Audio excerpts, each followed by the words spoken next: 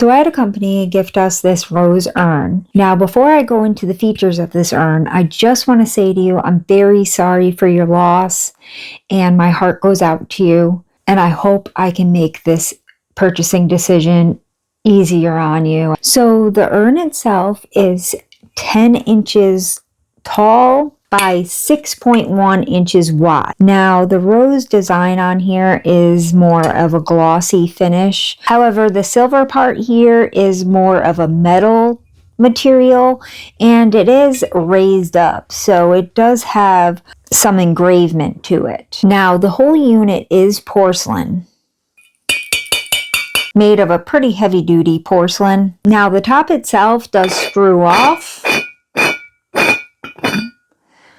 so it's not just going to pop open or anything like that. This is locked. And the bottom of the unit does have felt, so when you do have this unit displayed, it's not going to hurt the surface of whatever you put it on. It's going to sit there very nicely. Now, the company also provided a velvet bag for you to be able to carry the urn. So the bag is definitely big enough for this urn. So I hope I was able to give you the details that you were looking for the urn. And again, I'm very sorry for your loss.